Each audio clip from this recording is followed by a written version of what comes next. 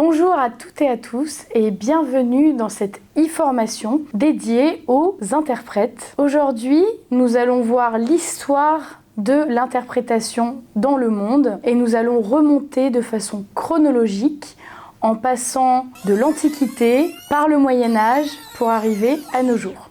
L'interprétation et la traduction sont des pratiques anciennes mais aussi assez complexes. Il ne s'agit pas juste de manipuler une langue ou de savoir bien la parler pour être un bon interprète. Effectivement, on a souvent ce cas de figure-là où n'importe qui s'improvise interprète. En réalité, ça n'est pas possible parce que selon les contextes, il y a souvent des enjeux politiques, religieux, culturels, sociaux, et tous ces paramètres sont à prendre en compte. Aujourd'hui, l'interprétation joue un rôle crucial à l'international et il est très important de comprendre son histoire pour mieux travailler en tant qu'interprète. Avant de commencer sur l'histoire de l'interprétation, il est très important de comprendre l'étymologie. Interprétation en français vient du latin interpretari, qui signifie faire deviner, expliquer, induire. Donc déjà là, vous comprenez qu'on n'est pas simplement à faire de la traduction d'une langue à une autre. Il faut vraiment comprendre ce qu'on est en train de raconter. Ainsi, l'interprète, c'est celui qui transmet une culture, une langue. Il y a vraiment ces deux aspects d'interprétation, donc de transmission de la langue, mais aussi de la culture. J'aimerais aussi faire une petite mise au point entre les deux termes interprétation et interprétariat. Donc, il y a des débats sur ces termes-là. Est-ce qu'on dit interprétariat? Est-ce qu'on dit interprétation? Alors l'interprétation va être liée à l'interprétation de conférences, l'interprétation simultanée, ce qu'on traduit tout de suite. En revanche, l'interprétariat va plus être utilisé pour de l'interprétation consécutive, donc après que le locuteur ait parlé, ou pour de l'interprétation de liaison, ça veut dire de la langue source à la langue cible et de la langue cible vers la langue source. Nous expliquerons les différentes techniques d'interprétariat, d'interprétation dans une seconde vidéo qui s'appuiera vraiment sur la technique. Alors les premières traces d'interprétation et de traduction sont apparues lors des grandes civilisations, les Grecs, les Romains, les Égyptiens, parce que même s'ils méprisaient les autres langues et avaient plutôt tendance à vouloir imposer leur langue à eux, faisaient appel à des interprètes parce que leur territoire était très vaste, très étendu. Les deux langues qui étaient le latin et le grec ne suffisaient pas pour échanger avec tout le monde sur un territoire aussi grand. On a des premiers exemples d'interprétation. Alors le premier, c'est quelque chose qu'on retrouve dans les écrits de Tite-Live, un témoignage d'un Gaulois, un prince, qui défie un Romain à travers une lettre qui est traduite en traduction à vue par un interprète. Ça, c'est un exemple typique.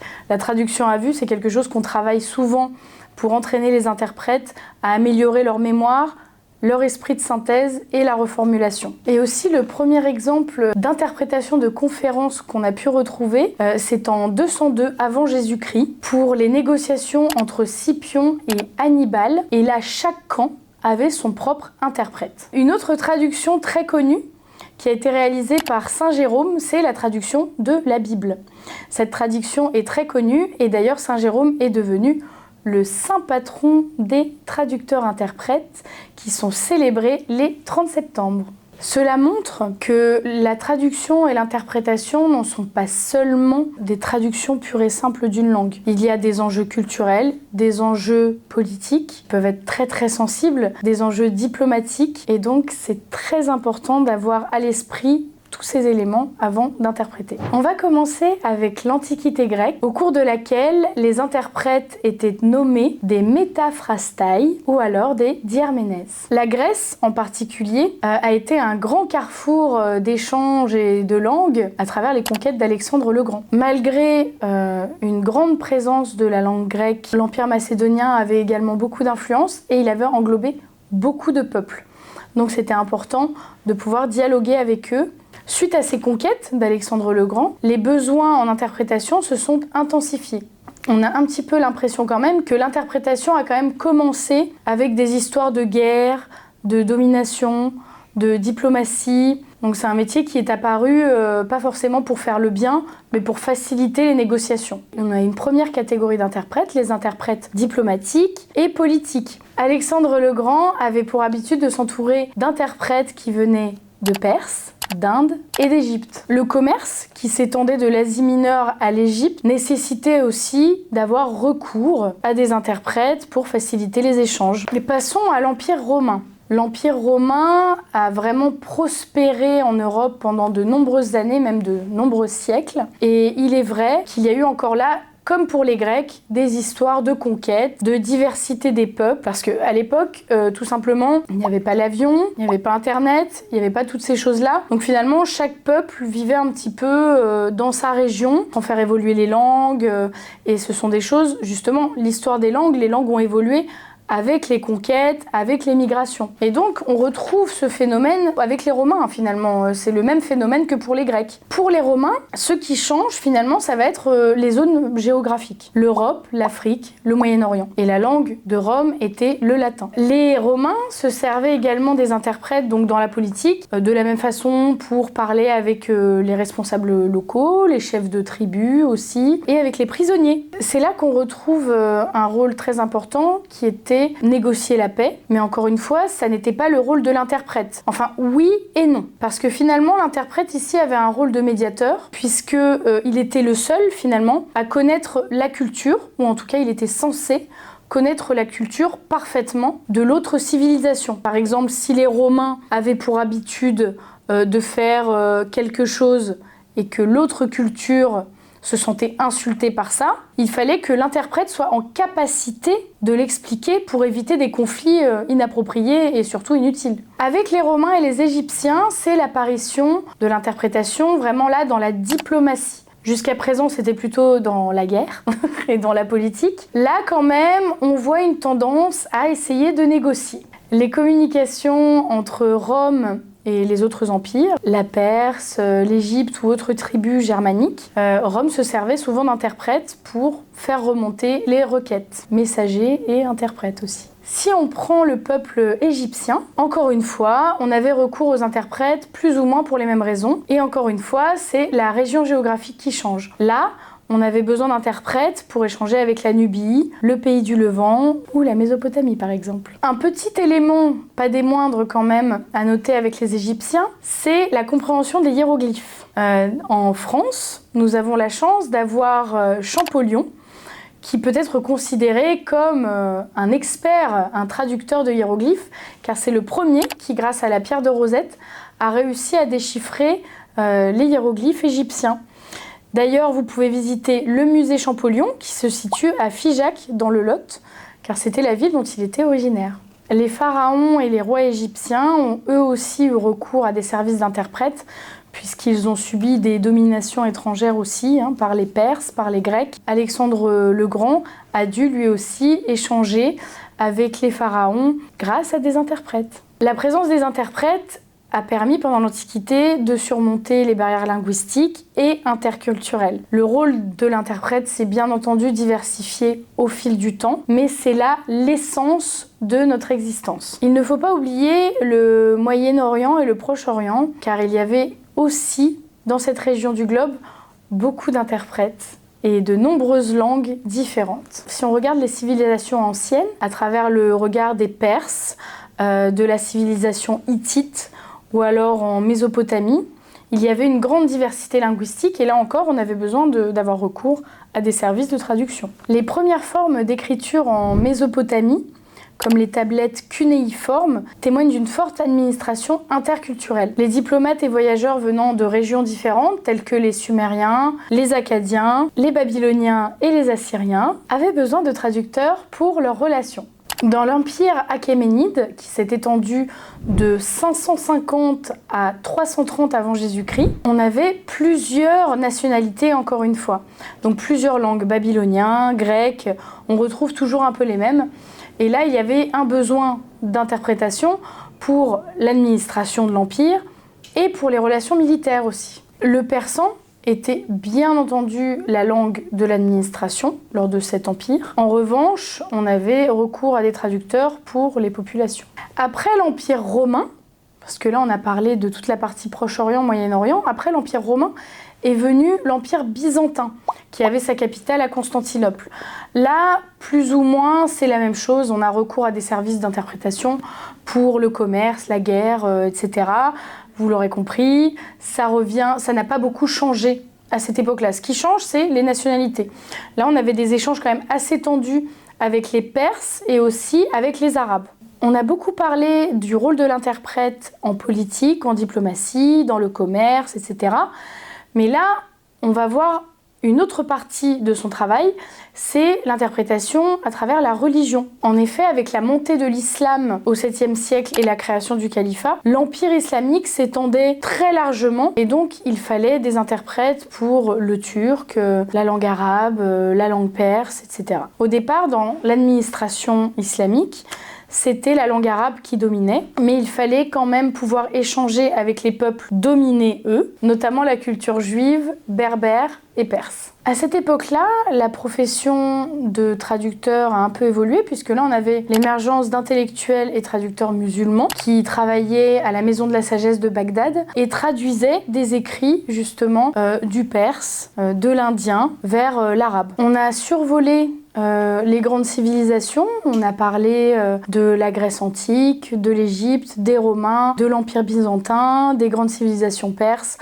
On a vraiment parlé de tout ça et on s'aperçoit qu'ils ont quelque chose en commun, c'est qu'il y a énormément d'interprètes qui interviennent pour la négociation, la politique, la diplomatie, le commerce. Encore une fois, je sais que je me répète, mais au moins vous vous en souviendrez. Maintenant, on va passer au Moyen-Âge parce qu'il ne s'est pas passé grand-chose sur l'évolution du métier entre les deux périodes. Pas vraiment d'événements clés. Au Moyen-Âge, c'est encore le latin qui domine la religion, qui domine l'administration, bien que certaines autres langues vernaculaires, comme le germanique par exemple, commencent à s'imposer. Un grand exemple que j'aimerais citer aujourd'hui, c'est Martin Luther, qui a fait sa propre traduction de la Bible et qui est d'ailleurs à l'origine quand même de la religion protestante. Lui a fait le choix, pour la première fois dans ses traductions, de faire un travail, ce qu'on appelle de localisation. Ça veut dire que déjà, il a renommé la monnaie de l'époque où avait été rédigée la Bible, il l'a renommée pour actualiser cette réalité. Donc, il a pris la monnaie shekel, qui était une monnaie ancienne, et l'a traduite par silbering, qui était l'argent utilisé en Saxe à cette époque-là. Donc ça, c'est vraiment le premier exemple écrit qu'on peut avoir d'adaptation d'une œuvre. Il prend une œuvre et il l'adapte au contexte actuel et culturel pour que ça parle à un plus grand public. Et c'est là que c'est un peu différent. Parce que si on regarde le travail de l'interprète ou du traducteur dans les civilisations anciennes, c'était vraiment très limité à des échanges entre deux personnes ou en tout cas des échanges politiques. L'interprète, il n'était pas là pour parler à un public ou à un grand nombre. Là, en revanche, avec cette traduction-là au Moyen-Âge, on voit qu'il y a une volonté de traduire pour le plus grand nombre. La traduction de Luther est un exemple typique du combat qui se fait entre fidélité au texte et adaptation à la culture. On a toujours cette dualité qu'on verra par la suite dans une autre vidéo sur justement ce grand débat. Doit-on rester totalement fidèle ou pas? Donc ça, c'est plutôt un débat qui concerne la traduction. Parce que dans l'adaptation, finalement, on doit surtout rester fidèle au message linguistique et au message et au code interculturel, plutôt que vraiment au mot à mot. Là, c'est encore quelque chose de différent. Mais il peut y avoir des enjeux aussi dans l'interprétation, notamment pour certains termes, les intraduisibles qui existent dans une langue source, et pas dans la langue cible. Vous l'aurez compris, aujourd'hui j'aborde vraiment l'interprétation sous un angle de transformation. Chronologie, mais surtout de transformation. Je ne vais pas vous faire un résumé année par année qui ne serait pas utile parce que finalement je ne ferai que répéter politique, diplomatie, commerce. Là vraiment, je vous donne des points historiques qui ont vraiment œuvré pour un basculement de l'interprétation. Vraiment des dates clés qui ont fait que notre métier a évolué, a changé. Et puis aussi pour m'appuyer sur des exemples. Là notamment, je vais parler de l'exploration, des grandes explorations au XVe siècle, au XVIe siècle, avec l'histoire de Christophe Colomb, qui est arrivé en Inde, soi-disant aux Amériques en 1452. Lui aussi, il se retrouvait face à un problème linguistique quand il est arrivé sur place. C'était des terres qui étaient inexplorées, en tout cas par des Européens. Et donc, il a bien fallu pouvoir échanger avec les autochtones, les personnes vivant sur place. Alors, Christophe Colomb est vu comme un héros, quelque part, de l'histoire occidentale quand on parle de la découverte des Amériques. Mais il a aussi capturé 6 indigènes taïnos de la région des Caraïbes pour en faire ses traducteurs. Donc il les a formés à la traduction pour lui servir d'interprète.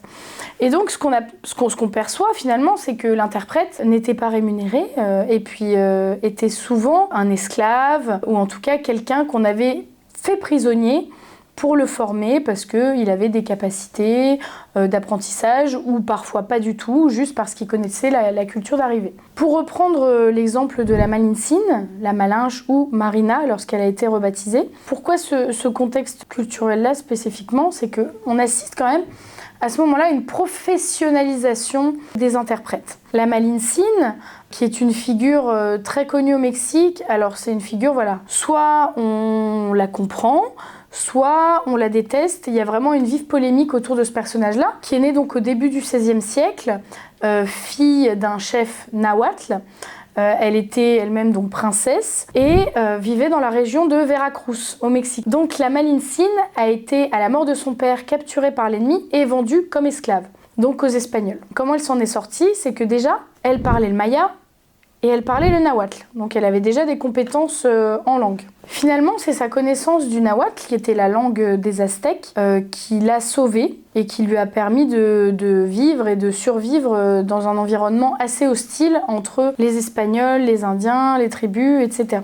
En 1519, Hernán Cortés débarque sur les côtes mexicaines et croise le chemin de la Malincine, qui est donc esclave. Ce peuple qui a pris la Malincine comme esclave décide de l'offrir à Hernán Cortés, le fameux conquistador espagnol. La Malincine, dès qu'elle est partie avec les Espagnols, avec Hernán Cortés, elle a joué un rôle très important puisqu'il s'est très vite rendu compte de sa valeur puisqu'elle était polyglotte et qu'elle pouvait donc échanger facilement et négocier avec les populations locales. Elle a eu un rôle au-delà de l'interprétation, elle a eu un rôle même politique qui a été effacé un petit peu de l'histoire parce que, ne l'oublions pas, c'était une femme. Et donc cette femme-là n'a pas fait que de l'interprétation. Elle a aussi jouer un rôle dans la politique. Elle a eu, par la suite, une relation amoureuse avec Hernán Cortés. Ils ont eu même un enfant ensemble. En dehors de la relation personnelle entre Cortés et Malincine, ils n'ont pas fini leur jour ensemble.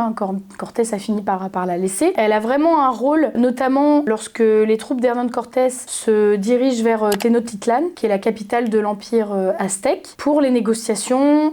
La diplomatie, encore une fois, on y revient toujours. Puis surtout, elle maîtrise parfaitement la culture et les usages. Le statut de cette interprète est très polémique au Mexique, puisque on peut considérer donc soit qu'elle a œuvré pour la paix, ou plutôt qu'elle a trahi son peuple pour quelques faveurs et avantages personnels avec Cortés. Voilà. Bon, on se demande aussi ce qu'elle aurait pu faire d'autre, puisque n'oublions pas que à l'origine, elle avait été vendue comme esclave. Elle était un cadeau offert à Cortés. Donc, on peut aussi se questionner sur le pouvoir qu'elle avait ou pas. Parce que d'un côté, c'est vrai qu'elle a aidé...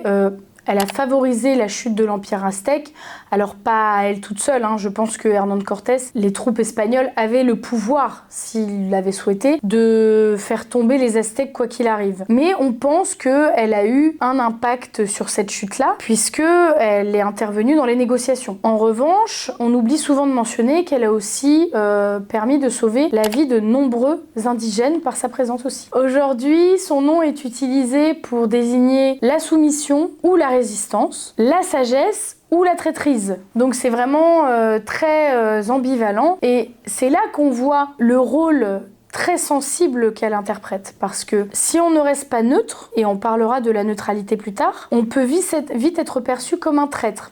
C'est d'ailleurs quelque chose qui se reflète souvent lors de vos interprétations. Si vous êtes issu de la même culture que la personne pour laquelle vous interprétez, on va souvent vous demander « aide-moi et si tu ne m'aides pas, tu es un traître ». Donc là, ça revient finalement un petit peu au même. En gros, le peuple attendait d'elle qu'elle sache quoi faire. Mais c'est pas du tout le rôle de l'interprète. L'interprète est juste là pour traduire. Partie 2, l'ère moderne. Là, on fait un bond dans l'histoire, on passe en 1919. On passe quand même du XVIe siècle à 1919. En même temps, il ne s'est pas passé grand-chose entre les deux. Donc je ne vois pas bien ce que je pourrais vous raconter, en tout cas sur l'histoire de l'interprétation. En 1919, là, il y a un vrai changement. Ça veut dire que jusqu'à cette date-là, le français est la langue de la diplomatie. Et oui, depuis le XVIIe siècle, le français s'était imposé comme la langue des dirigeants, des élites, pour signer des traités à travers l'Europe. Donc sous l'Ancien Régime, et depuis la Révolution française, le français était devenu la langue de négociation, notamment lors du congrès de Vienne, entre 1814 et 1815, le français avait été la langue de signature des traités pour la réorganisation de l'Europe après les guerres napoléoniennes.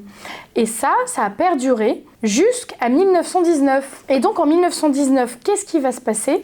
C'est la signature du traité de Versailles et de la création de la Société des Nations. Lors de cette conférence au sommet, les dirigeants des pays européens décident qu'ils ne veulent plus que le français soit la langue de la diplomatie. Ils disent nous voulons nous exprimer dans notre langue maternelle. Donc là, forcément, qu'est-ce qui se passe? On va avoir recours lors des échanges européens à des services d'interprétation, puisqu'ils ne veulent plus utiliser la langue commune. Alors c'est vrai que la Première Guerre mondiale, qui est intervenue juste avant la signature de ce traité, là on est en 1919, la Première Guerre mondiale s'est terminée juste en 1918, ça a changé la dynamique politique internationale à cette époque-là. En effet, pourquoi la création de cette Société des Nations a été si importante? C'est qu'on a observé à la suite de la Première Guerre mondiale une ascension fulgurante des États-Unis et la chute de l'Empire austro-hongrois et de l'Empire ottoman. Donc on voit vraiment une cartographie totalement redessinée. Alors la conférence de Paris de 1919, c'était quoi? C'était tout simplement une réunion des vainqueurs de la Première Guerre mondiale. Donc on avait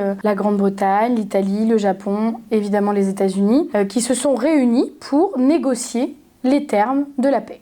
La figure centrale de ces échanges était le président des États-Unis, Woodrow Wilson, qui, lui, avait porté cette idée de Société des Nations, puisque pour lui, il n'y avait pas de victoire sans paix.